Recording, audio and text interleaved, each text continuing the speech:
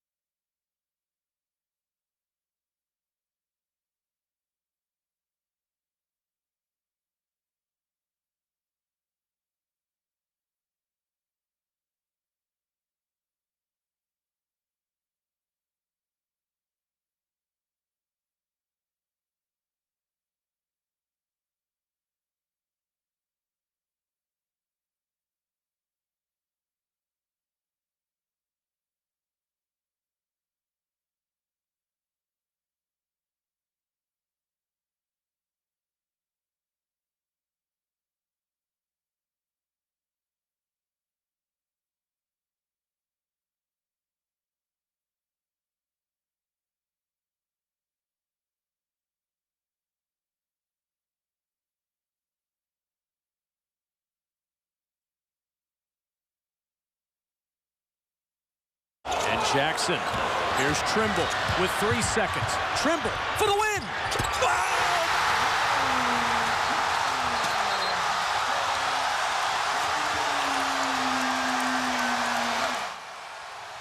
Melo Trimble going down in Maryland basketball lore with that game-winning shot against Michigan State over the weekend. Welcome back inside Game on Overtime. Terps junior guard Melo Trimble has done some really good things for the Maryland Terrapins in his time in College Park, but his shot against the Spartans, that puts him in that great status. Trimble and the very young Terps finishing the Big Ten regular season on that high note. And we shall see if it will carry over into the Big Ten tournament, which is later on this week, right in their very own backyard at Verizon Center. We finished second again for 3 straight years, so it's pretty amazing. We were picked 10th. We haven't been good in this building. The building was dead, and I had to get everybody going. And what a heck of a game. I think we lost 2 straight here, the past week. So just come out here and win this game in front of the fans on the last game of the season here at Xfinity. It means a lot, and it gives a lot of momentum going to the Big Ten tournament. All right, guys, welcome back to Danny Rhea, 106.7 The Fan, Catholic head man Steve Howes, and we just heard from those two gentlemen, Coach Turgeon and Melo Trimble. And what would a shot like that do, Coach, for your team, your program moving forward? It's got to do something for their confidence now with the Big Ten tournament, right? Mentally, absolutely. They go in on a high. They're playing in their backyard. You like the way Melo finishes. They got really good production from their center spot. Dodd and Bender, 13 points, 5 rebounds. You would take that every single night. I still think somewhere along the way, Deion Wiley and Jared Nickens are going to come off the bench and have to do something for them in the Big Ten tournament and the NCAAs to go far. Justin Jackson came up huge. If he's consistent, that would be enormous for them. Does home court at all mean anything in a tournament like this in D.C. on Friday for Maryland? It will if they play well. If they don't, it'll be something that was overrated. I mean, just this group needs momentum. I'm hoping that shot catapults Maryland if you're a Maryland fan. Trimble can do it, and I think Coach is 100% right on. It's the other guys. Everyone's looking at Trimble. Can Jackson give you double digits? Can you get something out of that front court that a lot of times will disappear in Mark Turgeon's offense? If you get something from the other guys, if they're buoyed by that shot and carry the mojo into the Verizon Center, I think they can do some damage in this tournament. Maybe not win it, but do some damage, improve their seeding for the tournament. Watching a lot of Big Ten basketball, it's funny how you don't watch the ACC as much now, obviously. But, losses like to Nebraska for Maryland, there's some really bad losses. But if they can, when they're playing well, they can beat anybody. Now, there are 15, 20 teams that can say that. But if you're a Coach Turgeon, you can kind of get that to your team, and they can believe you, and you can make a run. You can understand their inconsistency based on the inexperience. When you're relying on 3 freshmen like Herter and Jackson and Cowan, that's going to happen through the course of a long season. And you like where they ended up here with that big win at home, the dramatic fashion. Somebody needs to keep the guys off the floor at the end. Right, there's going to be a new rule. There is a new rule. That was scary right there. No technical fouls. Let's talk about Georgetown basketball right now, guys. This is a tough time for the Hoyas on the hilltop. They got rolled by Villanova, number 2 in the country. Could not pull the upset. But the future of this program, Danny, where are they going with what they have right now? It's a great question. First of all, losing to Villanova, no shame in that. They're steamrolling everybody. They're kicking everybody's tail. But beyond that, there's some bad losses at home. You lose some of the young talent, out of your program at one point here this season. So the recruiting all of a sudden has cooled. You can't fill McDonough Arena for a home game at certain points.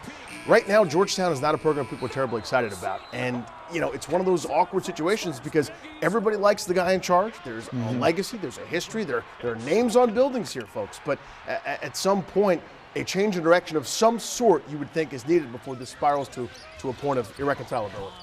Absolutely.